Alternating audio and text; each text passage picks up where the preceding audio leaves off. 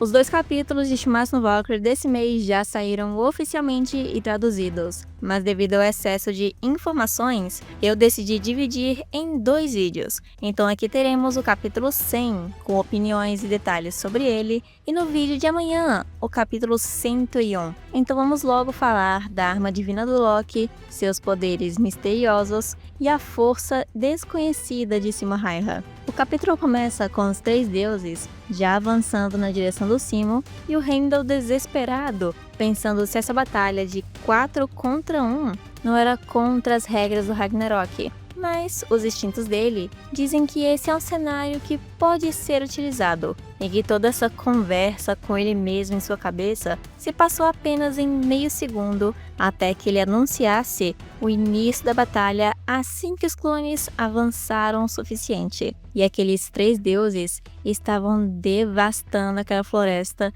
destruindo tudo que estava em seu caminho com uma força surpreendentemente grande. E o interessante é que os ataques do Thor têm pequenos raios saindo deles, como se realmente fosse o deus atacando ali. Mas ao mesmo tempo também não é o mesmo deus. E a Hillock se pergunta se essa batalha, por ser 4 contra 1 também, não viola as regras do Ragnarok, enquanto Jack estava mais preocupado com o Loki invocando Hércules, dizendo que isso é imperdoável, com uma expressão de ódio maior do que tudo que eu já vi nesse mangá. Porém, o interessante é que esse capítulo também confirma que não tem como existir alguma batalha de 2 contra 1 para que nenhum humano fique fora do Ragnarok devido à falta de um dos deuses. Mas voltando para o capítulo, quando os deuses chegaram onde deveria estar o Simo que nós vimos no capítulo passado, o humano simplesmente desapareceu num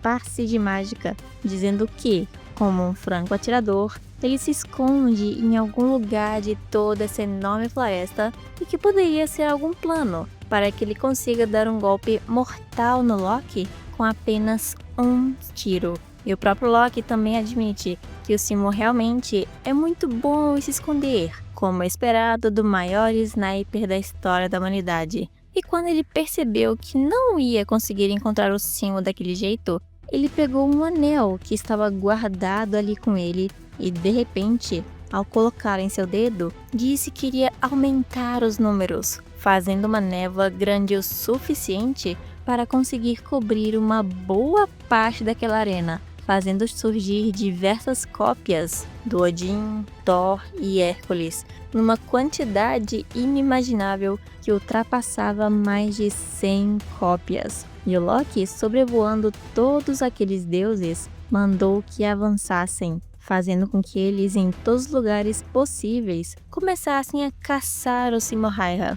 E lá na plateia, o Miyamoto Musashi ficou se perguntando se aquilo que o Loki fez não era algum tipo de técnica ninja, mas Sasaki falou que, mesmo não sabendo como que isso funciona, é apenas uma questão de tempo até que eles consigam encontrar o Simo Häyhä daquele jeito, já que não vai ter mais para onde ir. E mais uma vez, usando uma cópia do megafone do Heimdall que o Loki estava usando mais cedo, ele começa a conversar com o Simo Häyhä que estava lá longe, perguntando se ele conseguiu surpreender o Senhor Sniper, porque ele também era um expert em esconde-esconde, falando que o Simo já não tem para onde escapar, porque ele vai ser encontrado bem rapidinho, e isso é uma peninha. E um detalhe interessante que vai aparecer nessas páginas seguintes é que o Loki aparentemente também tem uma habilidade de fazer as coisas flutuarem, como se fosse algum tipo de telecinese especial. E é só de ver mais habilidades vindo do Loki que eu fico cada vez mais animada para essa batalha, mas não acho que vai ser algo utilizado em combate. Mas então o Loki diz, antes que o Simo morra no meio da batalha e vá direto para o Niflheim, ele pretende explicar exatamente tudo o que está acontecendo. Isso porque, segundo ele, os jogos devem ser justos, dizendo que sua habilidade se chama Heimskringla ou alguma coisa assim, que na vida real é o nome do compilado mais conhecido das antigas sagas reais nórdicas, e ele também menciona o Anel do Bobo da Corte. Em poucas palavras, ele possui o poder de copiar e replicar qualquer coisa, demonstrando essa sua habilidade com um pequeno esquilo que estava ali do seu lado, usando a ponta de seus dedos para copiá-lo, chamado Aquele que Fecha, e depois com o poder da palma de sua mão e a semente do engano, se é que isso faz algum sentido,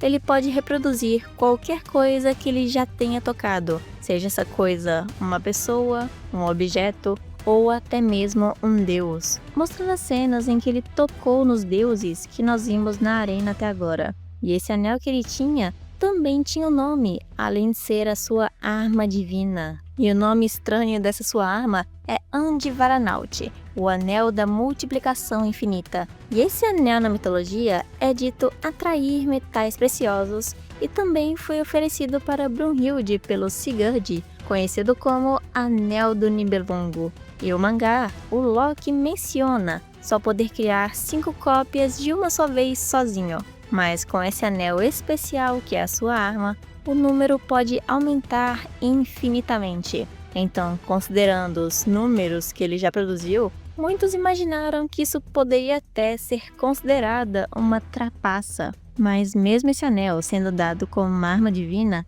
eu acredito que o Loki vai ser mais ou menos como o Jack, já que o Jack tinha apenas uma Volund, mas diversas armas para serem utilizadas. E nesse caso aqui, com Loki, ele tendo mais de um uso para sua arma divina, como esse anel e aquelas lâminas de meia-lua que eu não acho que seriam jogadas fora para nada, já que esse anel Andvaranaut é mais como se fosse um cajado do Bill, um amplificador de um poder já existente do próprio Deus. Mas eu também achei interessante isso dele usar um exército no começo do capítulo, porque isso me lembra o quanto eu e muitas pessoas queriam que o Hades também tivesse um exército de mortos para usar na batalha contra o Kim. Mas infelizmente isso não aconteceu lá, mas temos aqui. E depois dessa pequena explicação, o Loki também fala que essa arena antes parecia dar vantagem apenas para o Seymour, que é um franco atirador, mas na verdade ela também dá vantagem para o próprio Loki, que ataca em grande quantidade,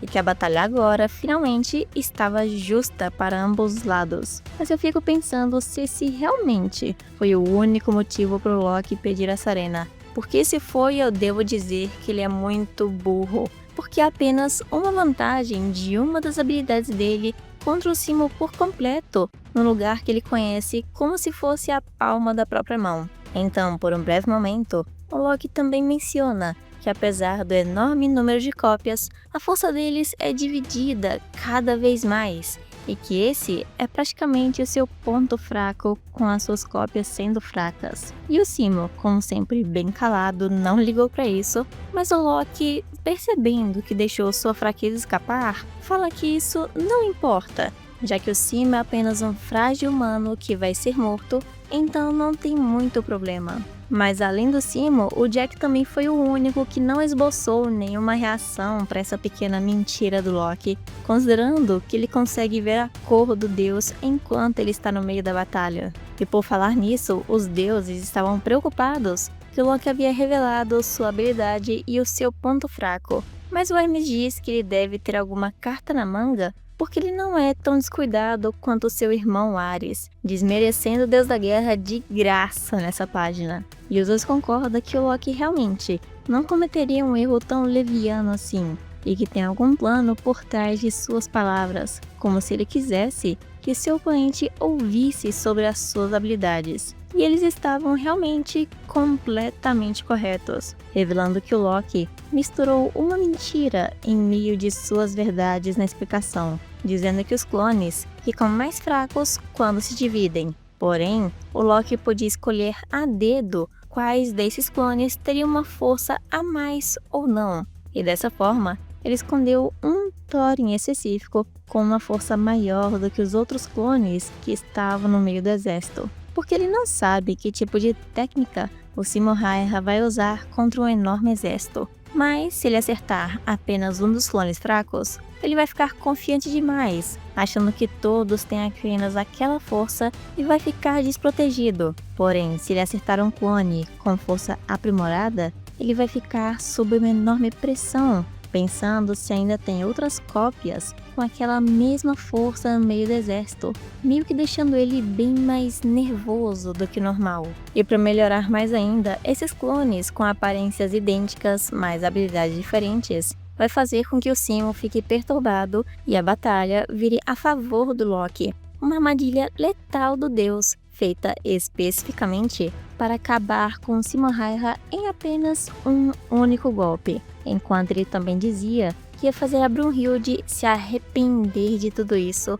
e que ninguém pode escapar do seu anel do bobo da corte. Mas então, de repente, enquanto todas aquelas tropas do Loki estavam avançando, um tiro soou do nada, sacudindo o ar com seu barulho, e foi dito que as pessoas na arena viram um milagre, porque a amada arma do Simo Häyhä, Muzin Nagant, disparou uma poderosa bala com uma velocidade inicial de mais de 800 metros por segundo, mais ou menos um pouco a mais do que 2.000 km por hora, praticamente o dobro da velocidade do som. E quase ao mesmo tempo, naquele instante, a bala se transformou em um casulo brilhante, como se fossem incontáveis flores se espalhando e florescendo em um caos deslumbrante, parecendo até incontáveis lírios do vale, uma belíssima flor. Então, com aquele tiro em um piscar de olhos,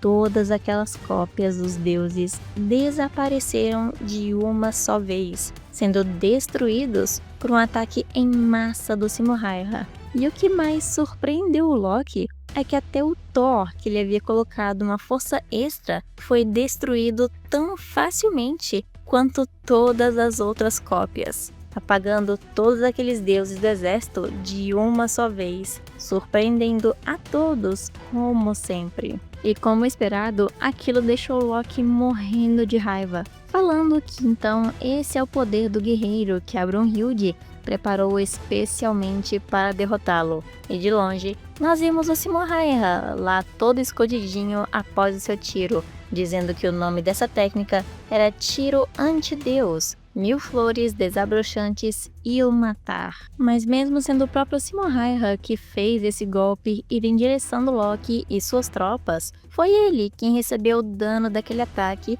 que ele mesmo utilizou, enquanto Loki permaneceu normal sem nenhuma consequência nele mesmo. E isso até que representa uma pequena grande desvantagem nas habilidades que o Simo está usando. E nesse final do capítulo, mostra o Simo apenas contando na sua própria língua finlandesa, aparentemente. Mas esse não representa ele falando apenas o número mas sim primeiro, como se fosse o primeiro de vários outros que ele vai ser obrigado a usar. E com o final do 100º capítulo aqui, eu não vou falar muito ainda das habilidades do Simo, já que isso é mais aprofundado no capítulo 101. Mas com certeza, o Loki perdeu toda a desvantagem que ele imaginou que teria no final desse capítulo. E eu realmente espero que ele tenha algum plano a mais. Mas a julgar pela reação dele, eu tenho certas dúvidas. E eu acho que isso realmente vai fazer com que o Loki fique bem mais apreensivo daqui pra frente. Mas antes do final do vídeo, a primeira foto colorida que tinha saído da comemoração foi aquela que vazou antes dos spoilers. Mas agora, obviamente, com mais qualidade e mostrando mais personagens, revelando as cores oficiais de alguns deles, exceto Nostradamus, Sigurd e, obviamente, o Rasputin, que ainda nem foi revelado. Mas eu, pessoalmente, gostei bastante das cores oficiais do Sakata Kintoki, Anubis e o terno do Tesla, onde nós pensávamos que era branco, sendo que, na verdade, tem outras cores. Sem mencionar todas as valquírias, que ainda não tínhamos a mínima ideia desde o lançamento do anime. Mas é por aqui que terminamos o vídeo e eu agradeço se você acompanhou até o fim e já peço a sua inscrição, porque para você saber quando vai sair o vídeo do capítulo 101, seja depois desse ou no dia seguinte, só se você for inscrito no canal com o sininho ativado. Então já conto com seu apoio e sua presença amanhã e até logo!